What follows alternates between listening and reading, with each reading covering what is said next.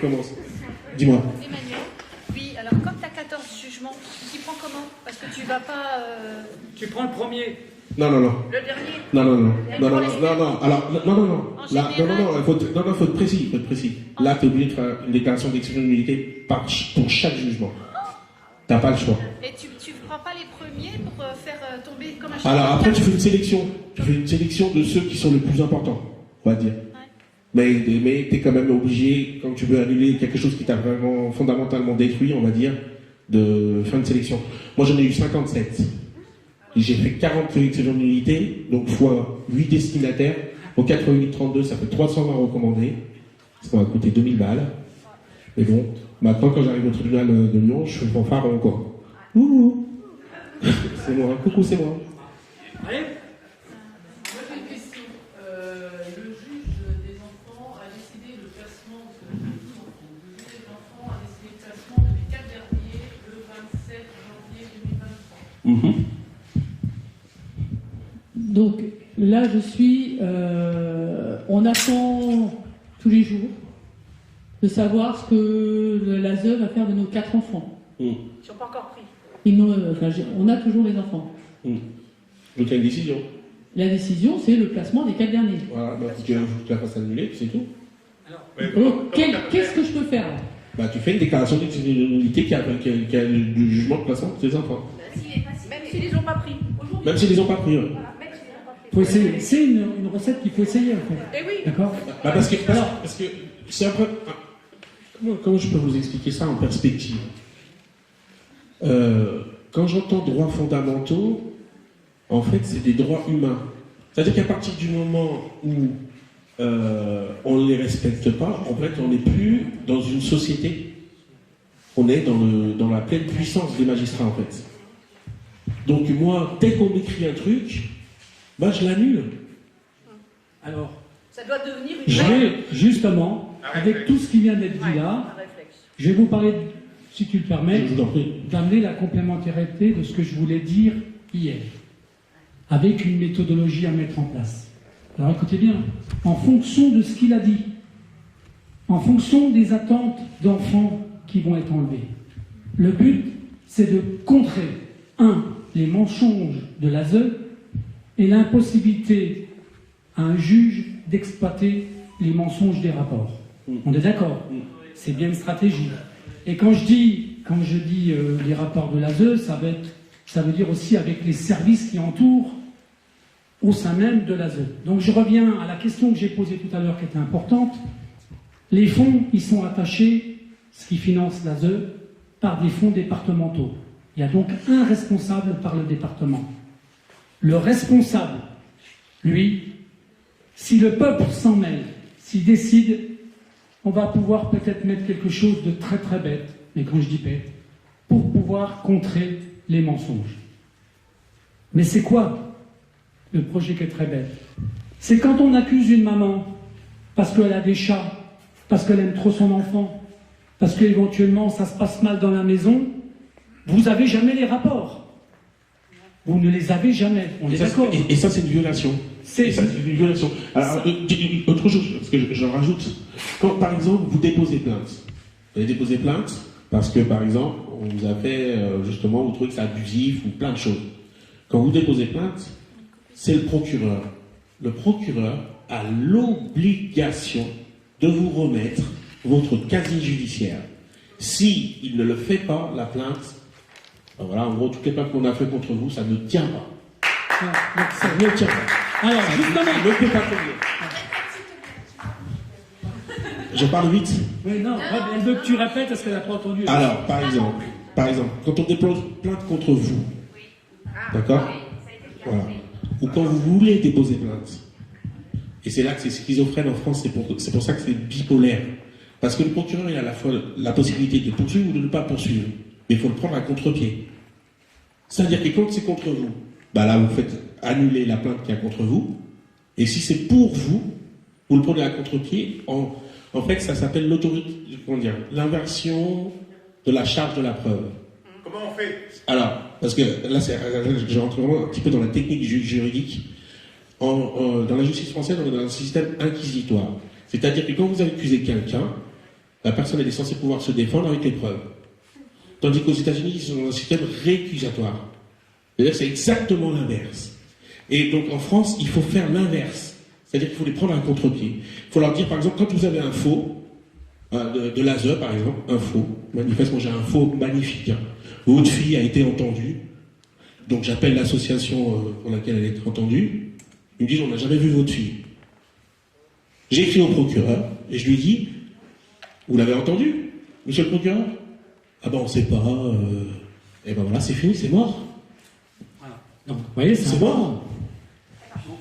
Justement, on peut amener un élément complémentaire, justement, pour continuer dans cette stratégie-là. Il y a un outil que tout le monde connaît, qui serait capable d'être mis en place, mais à une seule condition. Et là, écoutez bien ce que je vais vous dire, parce que c'est vous qui allez soutenir cette idée-là. D'accord? On dit souvent que la parole s'envole et que les écrits y restent. Ouais. Mais il y a une autre chose qui reste. C'est les vidéos, n'est-ce pas? Ouais. Alors écoutez bien, il existe en France une société qui est importante, avec qui on a contacté, d'ailleurs grâce à mon fils, d'accord? Cette société-là, elle fait ce qu'on appelle de la vidéosurveillance.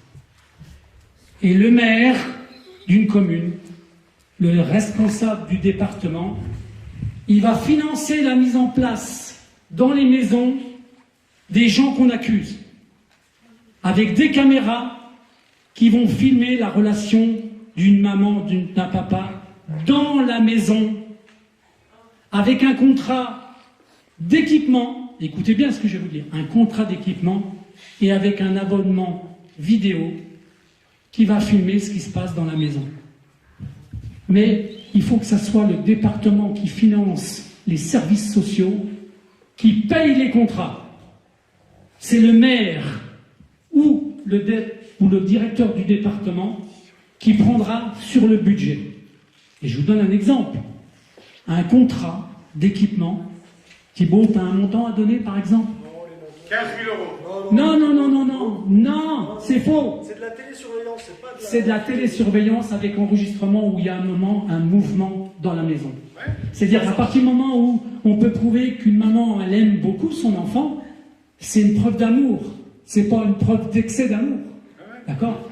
Quand vous avez 3 petits chats dans une maison, c'est pas de l'hygiène pervertie. C'est 3 petits chats qui sont dans la maison. D'ailleurs, je vous rejoins parce que les gens ne savent pas, mais il y a beaucoup de cafés, de restaurants Qui fait nous? qui ont droit, une fois là, par les douanes, 15 000 euros pour installer ça dans leur établissement. Alors, moi je suis d'accord, mais j'ai la chance d'avoir des contacts avec 2 sociétés qui sont importantes, puisque j'ai contacté une société qui s'appelle Securitas et l'autre qui s'appelle Veritas. Verisure, où là il y a de la surveillance. Et ils sont prêts, écoutez bien, j'ai eu la direction de Paris qui est prêt à mettre un protocole d'entrée, d'agrément, à donner à des institutions pour qu'on prenne sur les budgets des départements qui payent les ASE. C'est-à-dire que les fonds publics qu'une structure départementale dépense pour payer des infrastructures de la sécurité des enfants, eh ben la sécurité va se faire par une société de surveillance.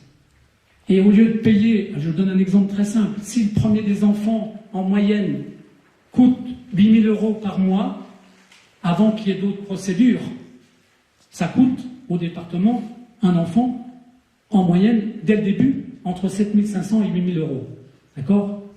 Si vous mettez en place un contrat avec des caméras qui surveillent la maison, qui prouvent que les parents sont des bons parents, d'accord?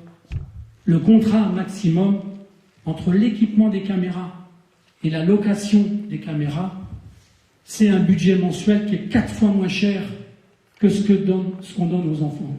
D'accord? Alors, attends, j'ai une petite, un petit bémol à faire. Les caméras, il faudrait peut-être aussi les mettre dans les familles d'accueil. Non, Non, parce qu'après la connexion. Oui, non, mais attends, bien sûr. Mais si tu commences déjà par l'accusation, bien sûr.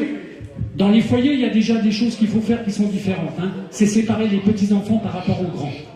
Ça devrait être déjà interdit. On ne doit pas mélanger les âges des enfants dans des foyers. Mais ça, c'est une mesure à prendre. En plus, Quand on a fille dans une famille d'accueil, il n'y a que des hommes. eh ben, voilà.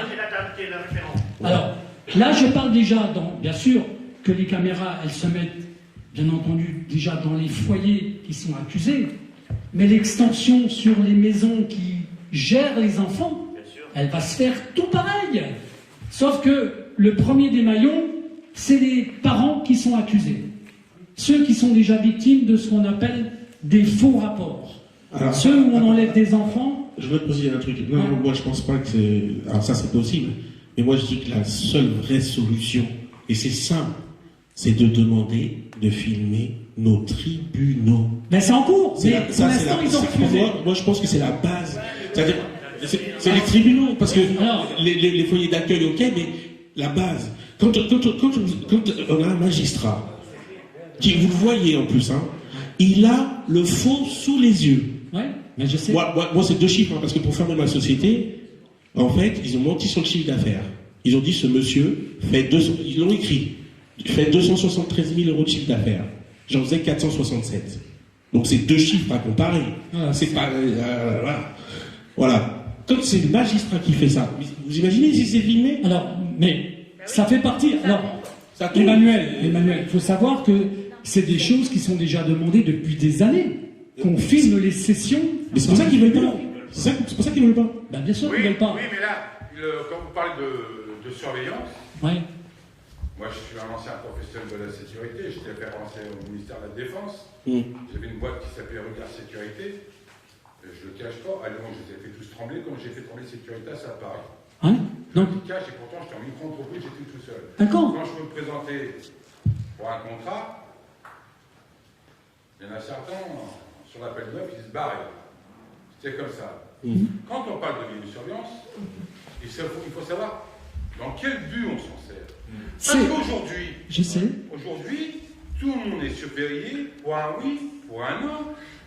Il y a des grands, on est tranquille, on vous surveille, vous faites ça, on vous surveille, vous allez dehors, vous avez une caméra, vous avez ci, vous avez... Donc il faut quelque part. Alors, non. Moi, c'est un Il faut faire attention. Bernard. Laisse-moi finir. Il faut faire attention à comment on s'en sert de ça. Parce que quand on dit il faut mettre ça dans les tribunaux, qui est public, ça doit être normal et obligatoire. Oui, c'est public. Pourquoi Pas de surveillance, c'est public. Parce que certaines personnes se présentent dans les tribunaux, pour X raison, c'est à huis clos. Ouais. On ne sait pas pourquoi. Mais bien sûr là que où les si. tribunaux sont encore dans l'erreur, c'est que ça devrait être affiché Alors, et prévenu. attends. Alors, Là, s'il y a des caméras, là-dedans, c'est logique. Mais de dire que placer des vidéos dans les familles, ce qui est une très bonne chose, mais ça va mais se faire. attention, il faut que ça soit très, très, très... Ça va se faire. Je les ai eu au téléphone, j'ai eu la direction générale qui va me faire un protocole que je mettrai à disposition de tous les services qui l'imposeront. D'accord? Avec un protocole très simple, avec un certain nombre de caméras, avec des pièces particulières. On ne mettra jamais de caméra dans une chambre. Ça paraît évident. Mais par contre, dans la cuisine, dans le salon, dans le petit séjour, les caméras se mettront en route dès que les parents seront avec les enfants. Dès qu'il y aura un mouvement. Je me répète, je suis un professionnel de la sécurité. Une caméra aujourd'hui, elle a la grosseur d'une tête d'épingle. Je sais. D'une tête d'épingle à coudre. Oui, je sais. Vous imaginez ce qu'ils peuvent faire chez les gens? Mais c'est contractuel en fait. C'est contractuel. C'est-à-dire que l'équipement, il est forfaitaire avec une base certifiée. Et qui vous dit que l'autre il pose un truc en plus et vous n'êtes pas au courant? Mais s'il te plaît. Ouais, ben alors là, faut faire attention non. à tout ça. Là, c'est un... Son travail, il connaît son travail. Oui, mais je suis d'accord, parce qu'il a côtoyé des gens qui avaient de la perversion. Bien sûr qu'il y en a. D'accord? Non, non seulement. C'est pour ça qu'il faut que ça soit public. Quand je dis Quand c'est public, je suis n'importe qui peut professionnel, surveiller. je peux parler Il y a pas de besoin pas mal de de branches préparation, hein. de la sécurité. Et en fait, quand j'étais référencé au ministère de la Défense, mes acquis dans les branches, maître chien, garde du corps, tout, c'était infime, 1% de ce que j'ai appris quand j'étais référencé au ministère de la Défense. C'est-à-dire quoi? parce que j'ai eu certaines personnes que je connaissais qui étaient droits à l'époque, que je salue entre parenthèses. Quand vous travaillez, vous êtes référencé au ministère de la Défense, c'est un autre sujet. On vous convoque pour l'armement, pour les ventes d'armes. Plein de choses comme ça. Vous voyez que la sécurité, quand on parle de sécurité, il faut faire très attention. Mais je sais, mais... Il y a des gens qui veulent poser des questions. Sandrine, vous voulez poser une question, Sandrine? Vas-y.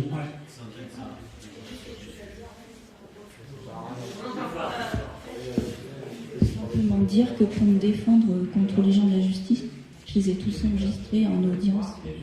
Oh, les juges, Ça, c'est très bien, ça. la brigade des mineurs Ouais, bravo. Ça, c'est et le bravo. procureur.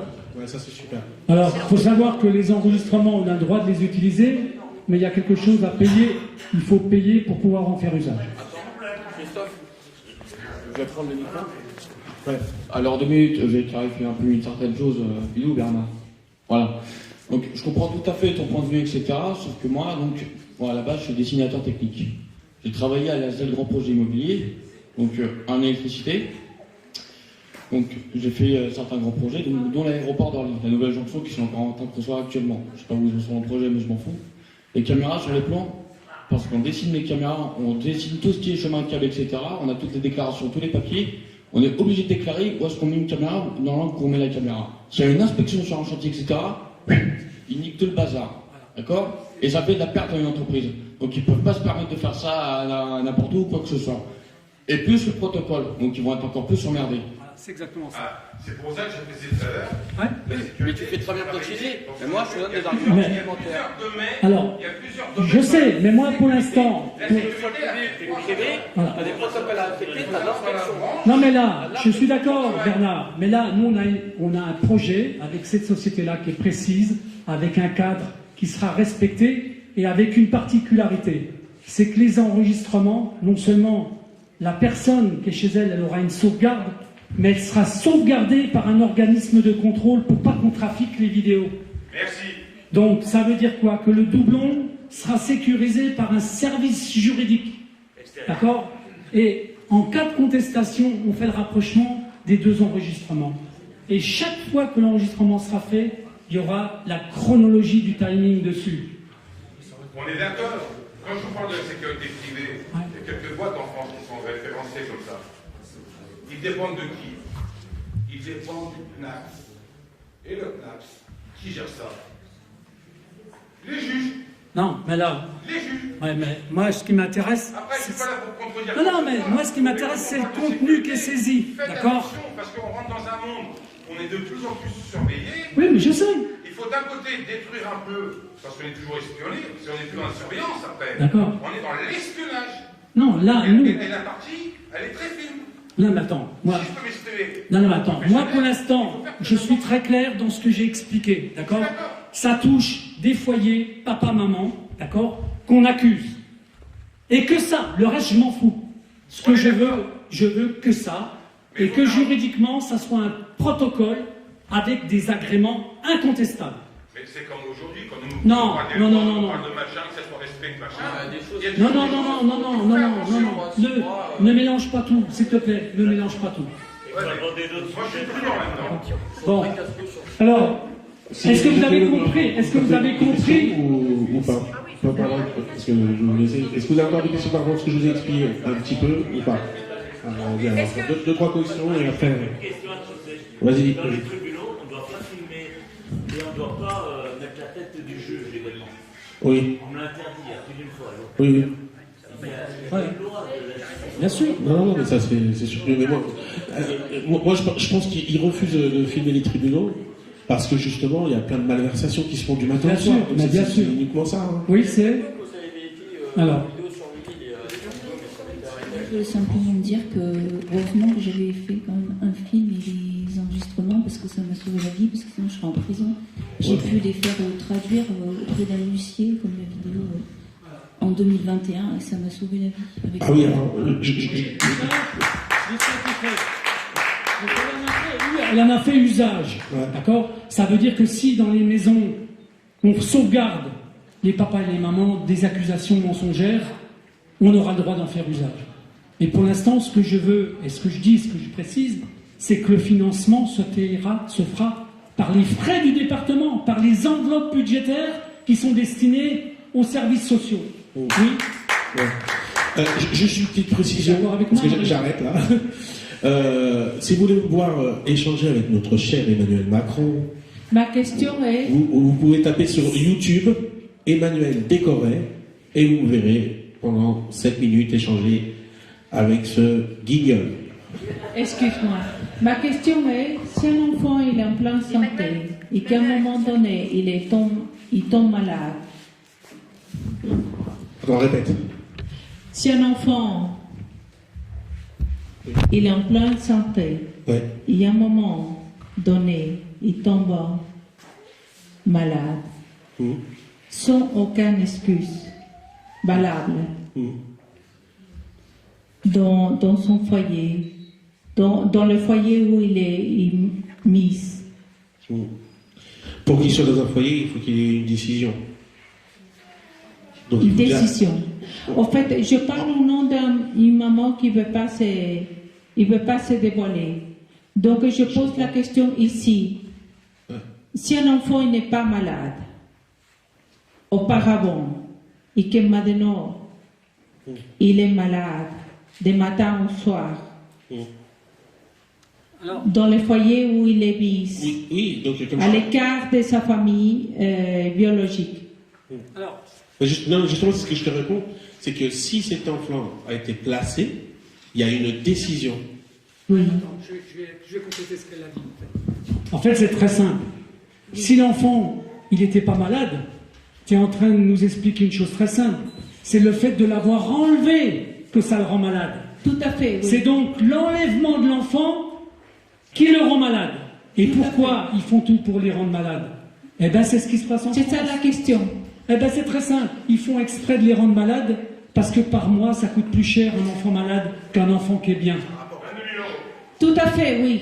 Et C'est ça la réponse. Mais c'est mécanique. Et en France, il y a une institution où il y a un type de protocole, même un accord, je ne sais plus comment ça s'appelle, la CPDH ou je ne sais plus quoi, un truc comme ça. Hein? La MDPH. La MDPH. Ça leur permet d'avoir plus d'argent par mois. Hein? Oui, tout à fait, oui. Je Mais- suis d'accord avec vous. Sauf que Je moi... voulais avoir les cornets. Ah ben, non seulement ça, mais si on réfléchit bien, il y a une chose qui serait importante. Comme c'est l'enlèvement abusif qui rend l'enfant malade, Oui. la responsabilité appartiendrait à ceux qui les ont fait enlever. Et il est important de les attaquer en responsabilité. Merci. Tant qu'on ne fait pas ça, on ne fera pas avancer la chose. Mais comment... Juste rajouter. Excuse-moi. Une fois qu'ils ont fait. Excuse-moi, encore une question. Encore une question par rapport à cette mère isolée, par rapport à cette mère qui n'ose pas se dévoiler par peur, par timidité. Comment il faut dénoncer tout ça? Parce qu'on est alors, seul. On non, a non, peur c'est de pas- la justice. C'est pas ça. C'est bien sûr, je peux comprendre que des gens ont peur, mais la peur, elle est faite justement pour que les gens y parlent pas. Tout à fait, oui. C'est volontaire. Oui, Qu'est-ce que vous croyez qu'ils font avec? Qu'est-ce qu'ils ont fait avec le Covid à part faire peur à tout le monde? tout à fait. Faire peur aux gens, ça leur permet d'imposer le Pour se silence. taire. Ça leur permet d'imposer le silence. Oui, C'est simplement ça. Oui. Et pourquoi, par exemple, je prends un exemple très simple, pourquoi moi, quand je m'amuse, et le mot amuse, je ne devrais pas l'utiliser, mais si je me mets à faire des vidéos avec des témoignages de maman, de papa, plus j'en fais, plus les mamans qui regardent disent, ben, merde, je ferais bien la même chose, moi. Pourquoi je me retiens?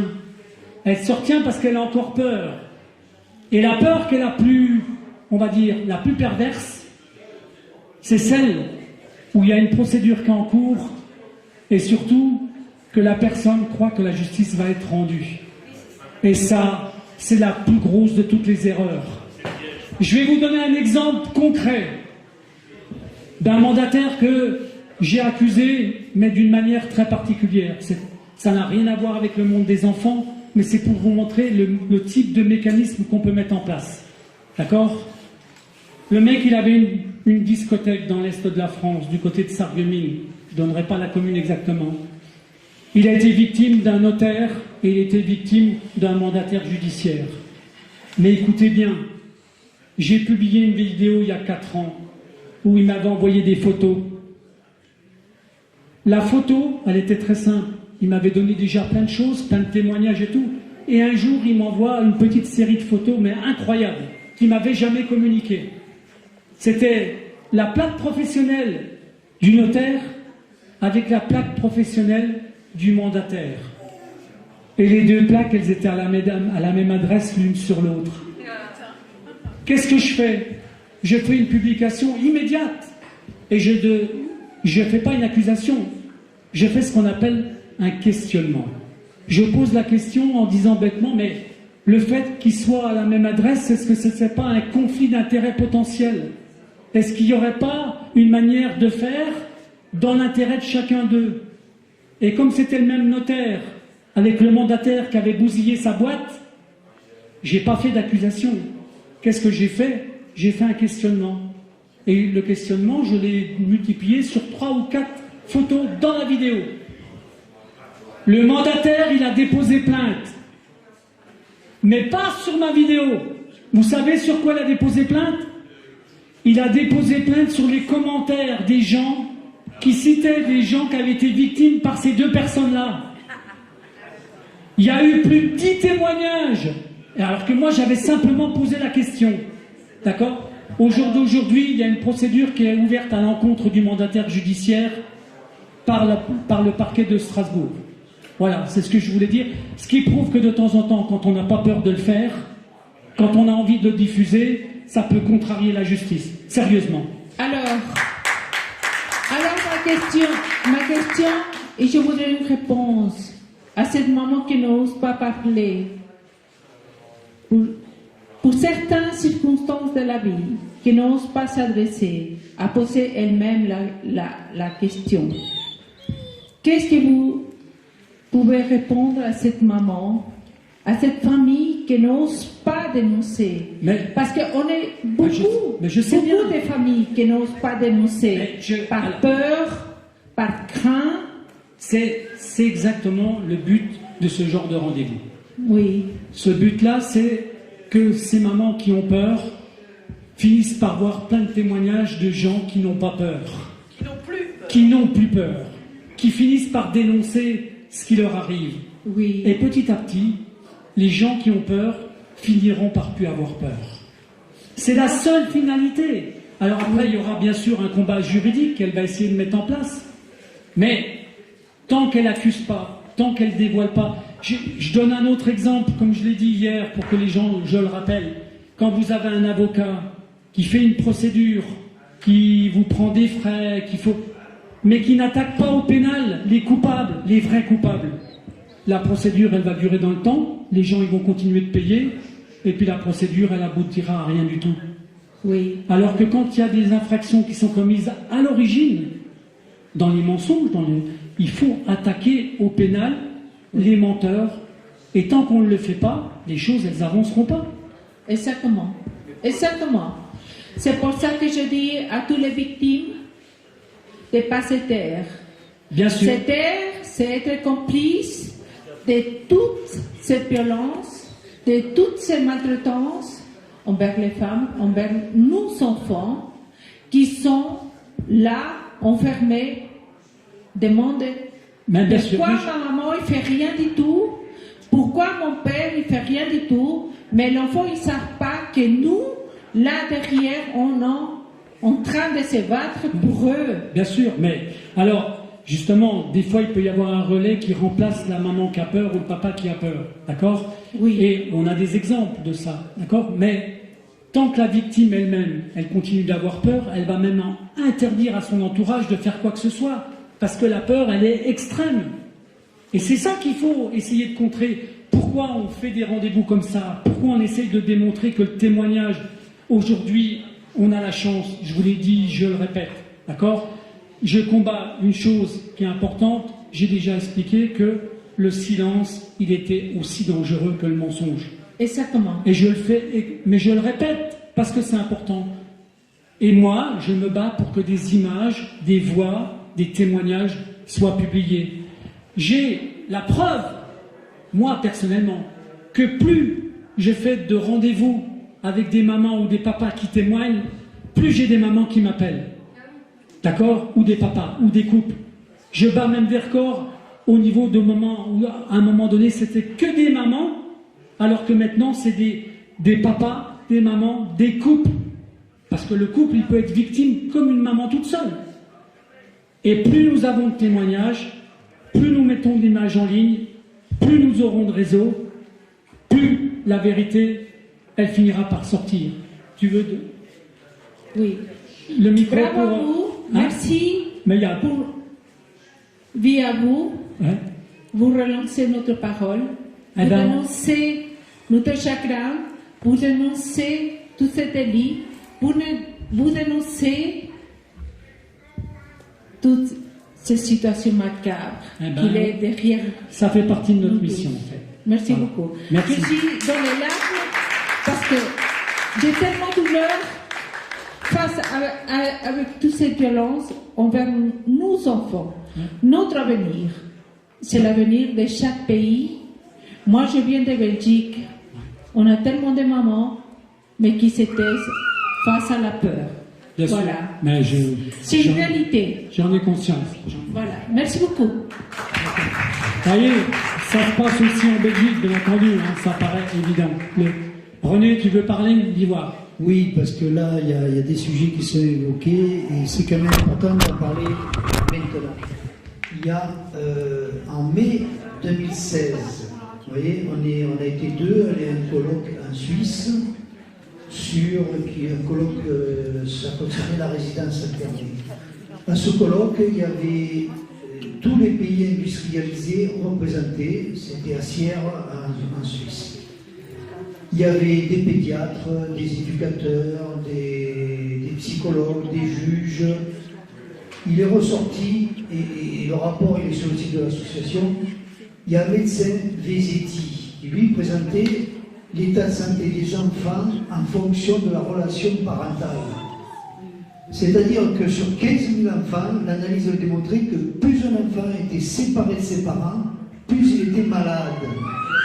Et ce n'est pas des maladies uniquement à l'enfance, c'est des maladies qui se répercutent tout au long de la vie. Mais bien sûr. Voilà. Mais René, bien sûr. Il y avait la même chose pour l'aspect maladie. Il y avait un juge, Marc Juston, qui lui exposait sur la délinquance. Il expliquait que dans la délinquance, ce qu'on retrouvait dans les prisons, plus l'enfant avait été isolé de ses parents, plus on retrouvait les enfants dans la délinquance plus tard.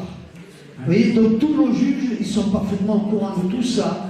Il y a des rapports qui existent, mais il y a un tel business là derrière que personne ne veut l'arrêter. Que ce soit un premier, c'est les avocats qui trafiquent tout ça. Alors, le but de nos rendez-vous comme ça, c'est justement de le dénoncer. Et on va...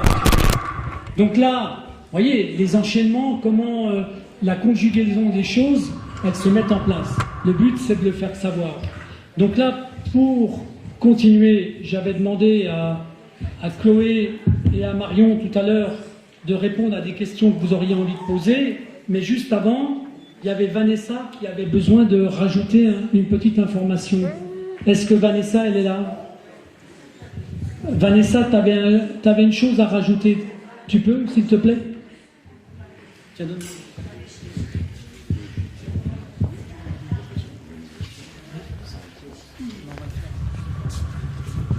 Merci Christophe.